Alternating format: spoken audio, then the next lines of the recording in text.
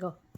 Look, electricity comes into the pressure switch, okay? If you don't need any water, the pressure switch is open. There's no contact, nothing happens, okay? When the pressure from the water, which is measured by a little tiny tube here, gets too low, the switch closes and sends electricity to the motor, and the motor turns, okay?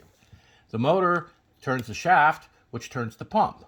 The pump takes the water in and pressurizes the water out with, again, a little feedback line to the pressure switch.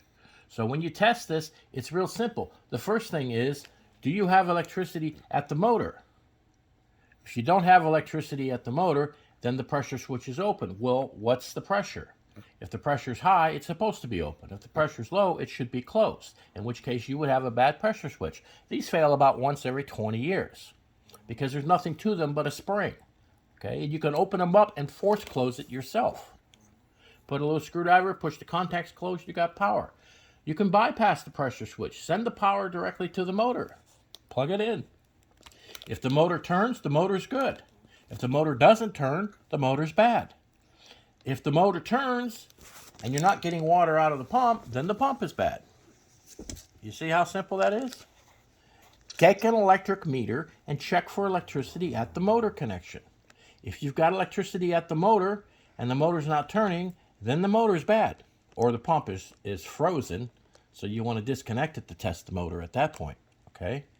But if you don't have electricity at the motor, then go back and check with the electric meter at the pressure switch. Is the switch open? Is it closed? Do a continuity test between here and here.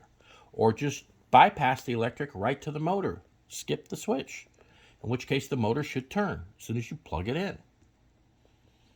Okay, again, the motor might be stuck because the pump is frozen. But How come it's frozen? Well, it would be because it completely failed and fell apart inside. But that would be weird.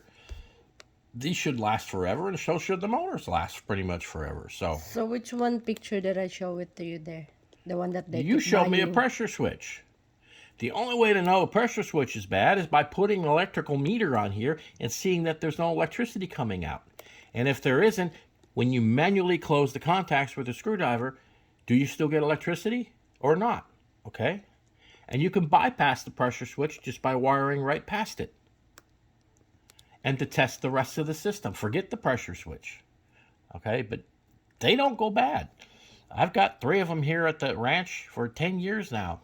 They never go bad. Those things are so simple. So ito daw yung binibili nyo lagi.